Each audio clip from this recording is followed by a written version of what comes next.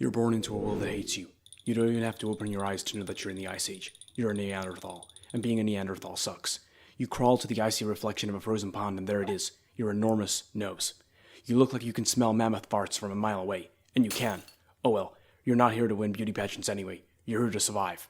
Thankfully, it's not just for show. It's your personal heating unit. The frigid and unforgiving air you breathe in has to pass through this magnificent schnozzle, where it gets warmed and moistened before it can chill your lungs. It feels and weighs as much as a portable radiator, but it's in the middle of your face. Hey, don't look so disappointed. Oh wait, you can't help it, can you? Unless you find someone who's into the brooding type, that brow of yours certainly won't be doing you any favors when you grow up, but they shield your eyes and brain from winds that cut deeper than the jokes about your nose. But there's more to life than looks. The world you're born into doesn't give second chances, and being a function over form type of guy can help you power through it. At the end of the day, would you rather be a living mongrel or a handsome corpse? Thought so. Welcome to being a Neanderthal. Home is a cozy cave tucked into the hillside. Weekend getaways were a sheltered spot near a cave or under a rock overhang, where the wind doesn't slap as hard. Wherever you stayed, your people made it homey with wood, stone, and animal hides. Sure, these shelters weren't 5 stars on Airbnb, but they kept the elements at bay. Growing up, you felt like you were a group project. If mom was busy grinding seeds, your auntie would step in to help watch you. And if your auntie had to go sharpen a flint, grandpa would take his turn. Even the older kids helped, mostly because they knew what happened to little Neanderthals that wandered off. I guess it really does take a village.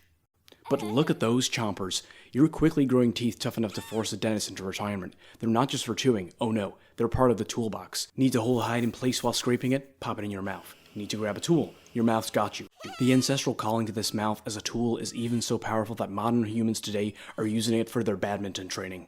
By the time you turn into a man, you could bench a 500-pound boulder without breaking a sweat. Sisyphus would be proud. Now that you're old enough to hunt, the first order of business is to make yourself a spear, so you grab a sturdy piece of wood and a sharp pointy tip, topped with a finely crafted stone, pointed for extra lethality, the perfect weapon for a fearless fighter like yourself. Hunting was where you really shined. Forget chasing animals across vast open plains. That was for homosapiens with their long legs and marathon dreams. You were a woodland ninja. With your short bursts of speed and a knack for surprise attacks, you'd burst from behind cover and go in for the kill. 100 meters or less, you were unstoppable. Anything more than that, let's just say your giant nose would be putting in overtime trying to catch up on oxygen. You weren't the kind of hunter who liked to stand back, squinting and toss spears like darts at the carnival game. No, you liked to get up close and personal. But was this up-close combat a personal choice? Sure. Was it also because your spear throwing range wasn't exactly Olympic level?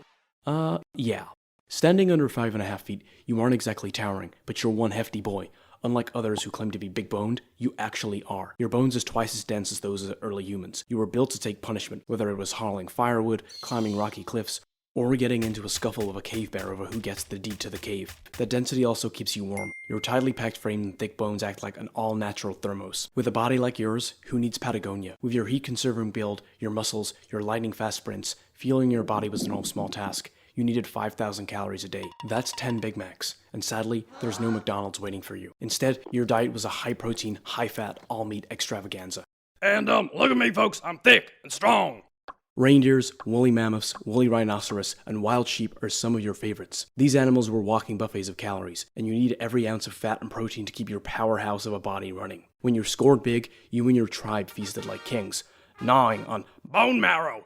and slurping fat like meth-infused Mountain Dew. And when food was scarce, you ate measly roots and berries, trying not to overthink how much you missed those mammoth steaks. You don't mind eating raw meat, but you know you could do so much better. So when a crackling ball of lightning started a forest blaze just outside your cave, you saw it as a fiery gift from the heavens. You watched the flames devour the trees, the heat warming your thickened skinned face, while the smell of scorched wood filled your oversized nose. Where others might see chaos, you saw potential. Over time, you learned to tame that wild force. You carried embers back to your camp, cradling them like tiny, fiery babies, and kept them alive for days. Eventually, you became a fire starter yourself, striking flintstones together or furiously rubbing sticks like a prehistoric Boy Scout earning his badge in survival. With fire under your control, life sucked a lot less.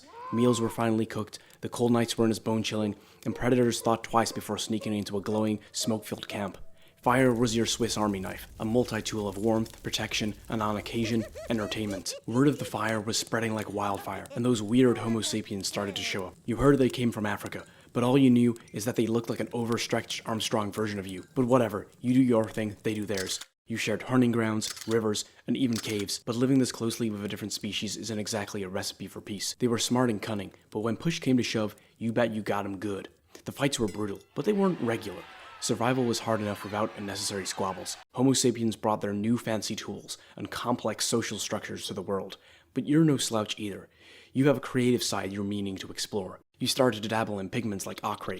When inspiration struck, you smudged it into the walls of the caves. Simple carvings, handprints, and etchings were your way of blowing off steam after a rough day of hunting. Then you started smearing it on your face, body, and tools. Something about it just made you feel cool. And with all the animal kills under your belt, you had started to make a statement piece. Necklaces strung with animal teeth, shells, and shiny stones told the world that you're not just a hunter, you are the hunter. And as soon as you figured out that a bare bone with holes could sing, there was no stopping the groove. Your flute took center stage at rituals, birthdays, and at quiet evenings by the fire. What can you not do? Now that you're a prehistoric polymath, your popularity is through the cave roof.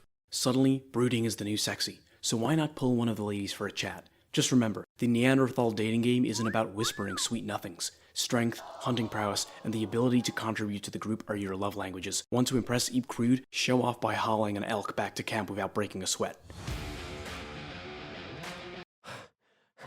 Great, you found a nice girl to mate with. Now there's only the matter of privacy.